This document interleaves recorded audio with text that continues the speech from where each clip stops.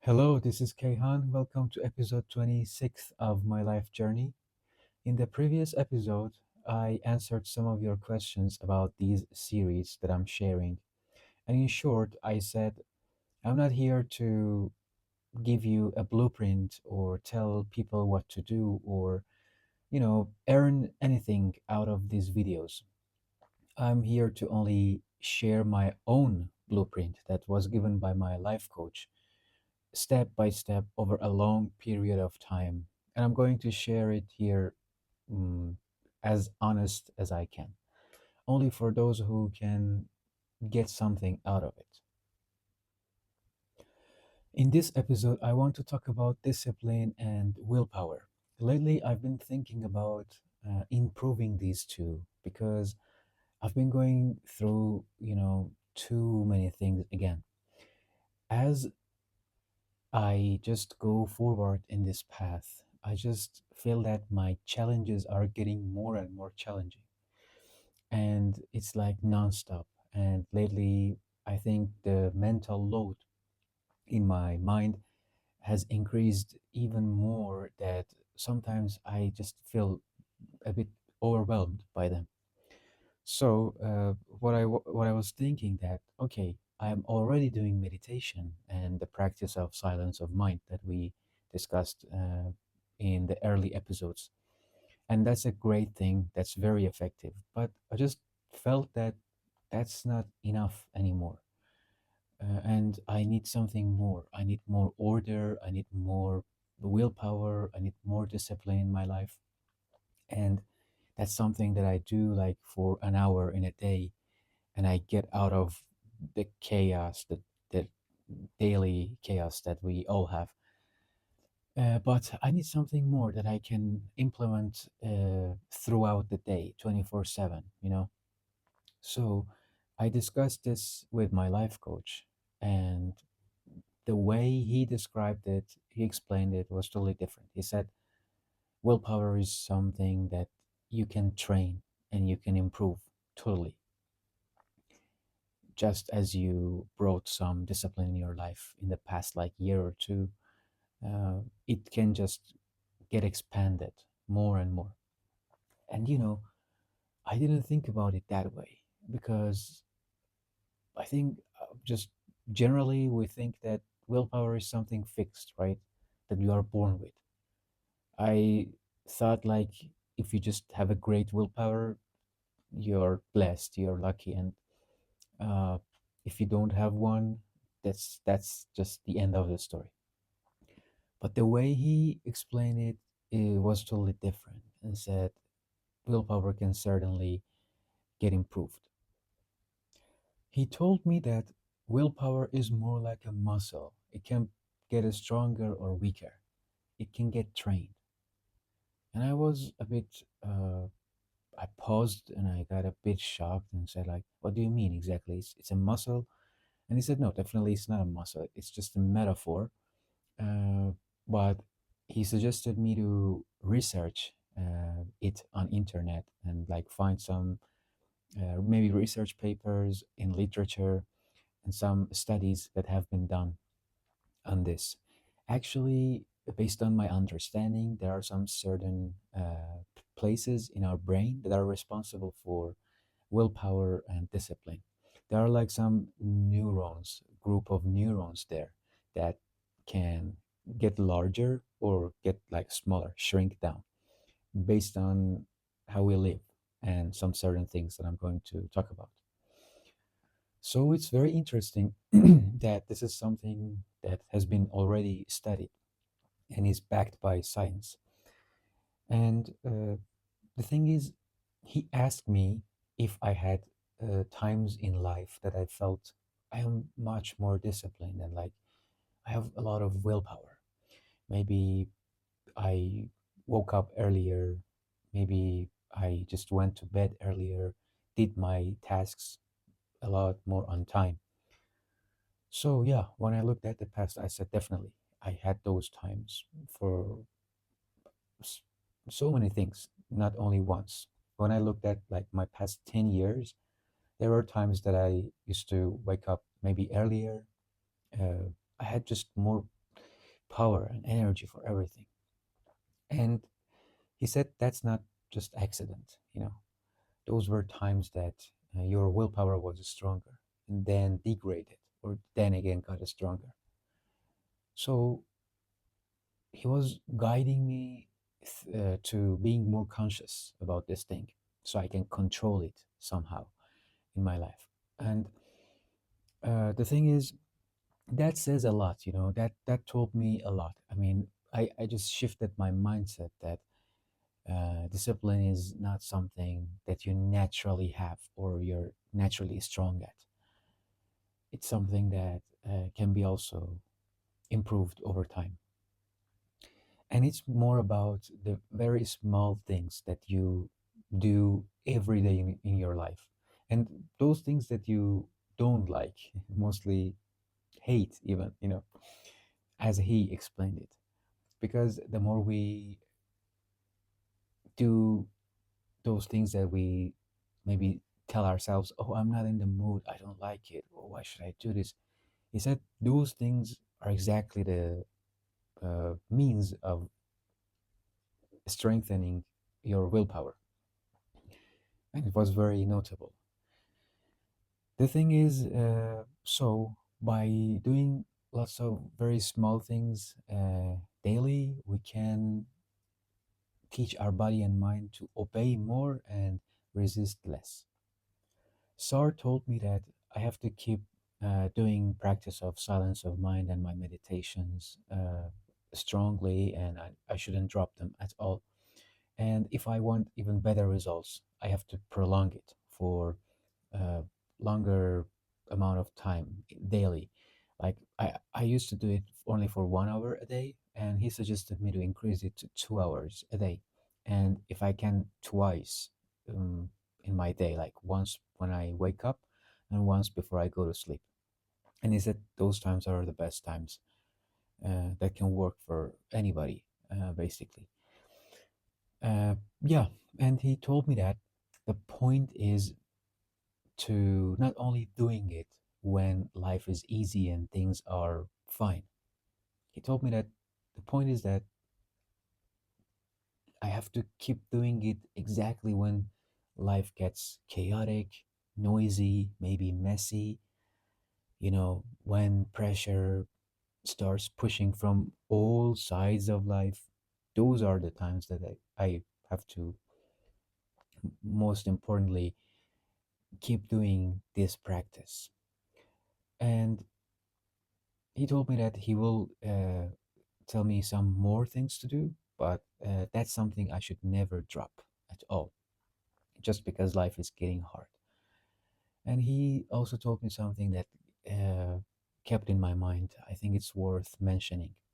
He reminded me that, again, don't see things in your life, as good or bad. This is bad, this is good. Nothing is bad, nothing is life is bad. He told me that imagine you're in a ring, you're a kickboxer, you're a boxer, you know, or you're a fighter, and life is like a battlefield. He said behind the worst things that you label them as bad, there are lessons that you, if you notice, you can grow out of them and get much better. It's like, you know, when a kickboxer gets those punches, if after each strike you just sit and say, oh, this hurts, that hurts, oh, my knee, I don't know, my shoulder, my face, my, you know, you're not going to become a fighter ever. You're not going to win. Each of those punches that come to you are strengthening one of your small muscles in your body. Once one of your face muscles, once maybe your neck, once your chest, shoulders, everywhere. So if he said if something good happens, that means okay, you're strong, you have done well, and that's the result of like your uh, that's the fruit of your maybe hard work and changes or doing well. And when something hurts, something bothers you, something comes your way, just think like, okay, these are those punches that are supposed to make my muscles stronger, get me better in fighting. Think about how I can tackle it next time, and that's it. There's no way around it, no other way to think about when hardship hits. He also gave me a very simple but very powerful technique to use throughout my day to improve my mind and make my mind more silent and focus more, concentrate more. He told me that when thoughts come to you that don't deserve to be there and they're not helping you, or you think they're just noise, literally look at them and tell them go, as if you're talking to another person. He said, like, okay, you have been doing meditation, most probably you may have realized that so many of the things that are happening in your body and mind, it's not exactly in your benefit and coming from your true self, your great version that you imagine and you want to be. So you need to look at yourself again as a third person and just tell them literally go. Just, you're not helping me. It's not time for it. Let me go. Simply. And throughout the day, this may happen 1,000 times, 2,000 times. That's totally fine. Just keep doing it. It at some point you just do it so much, you will do it so much that it just gives up. That thought, that type of, you know, noise that is in your head. Maybe it's a music, maybe it's a song, maybe it's a sentence that somebody told you or you heard in media, anything from your colleague. If you just don't let it grow and like, uh, if you don't entertain that thought and you literally like instruct it, order it, it's not your place here. Go away. It will, I mean, those types of noises will decrease more and more throughout the day. And he instructed me to study, I mean, practice this. Whenever I find some, while I'm doing things, and also while I'm on my, rest time, rest mode, when I'm in a bus or in a car, when I'm going somewhere, I'm in the way. Those are the best times to just, you know, take some breath and see what thoughts are there and what are not useful and what thoughts are actually useful. And little by little, by doing this throughout the day, you're just telling yourself, telling your mind that it's not like you can do anything you want here. We just don't have energy for anything that you come up with. Only useful and worthy things should you should bring for me. You should bring up. So that was very good. That was so strong to hear from Sar. And I actually applied it for the last, like, for a few weeks, and it was great. I saw the effects of them. And the last thing that I want to talk about in this episode is about another technique that he taught me. I said, like, whenever I'm doing things, I'm simultaneously handling different things in life. And when one of them doesn't go well, it gets me overwhelmed and it affects other things in my life too. So, what should I do? Maybe there are five things and three or four of them are okay, are going well, but one of them is really like not okay. So, I don't want that to affect other aspects of my life too. And he guided me through this action. He told me, like, sit, c- take your take that thing in your mind, like bring it to your mind, imagine it, and imagine that that is something that has already been resolved. It's gone. It's okay. You handled it already, and you passed. that challenging thing, that difficulty. He told me that imagine that getting resolved each time it hits you, and tell yourself, like, I will handle this when its right time comes in its best way, in the best way I can do. And I believe I will manage it and I can do it and I can like overcome it. Even if it doesn't uh, go well in that time, when its time come, that's something that I will follow up later. That's something that has to be addressed in its time. And I will do it and I will get it resolved.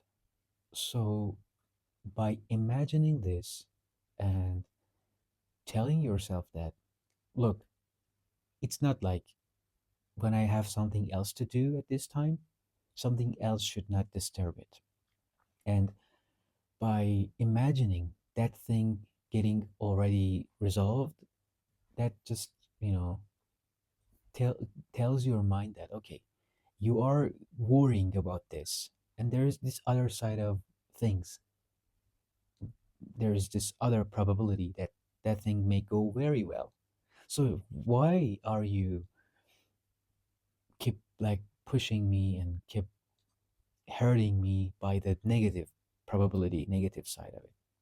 Just be silent. Don't say anything. We don't know how it will turn out. So in its right time, I will manage it. And in the like worst case scenario, I will get a lesson out of it and I will move on. Something like this. And honestly, this was very powerful too. Like, I think I didn't think about it this way. And that hit me very hard. And I tried it. It was really powerful. It kind of really made me distinguish between things that are their time now and things that are maybe for future. And that helped me being more with the present moment and forget about past or future completely.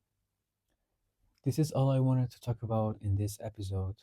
And there are two other techniques that SAR taught me that I will share in the next episode that are as powerful as the previous ones we discussed. So until then, I hope you keep growing and keep up your great efforts and take care of yourself. Goodbye.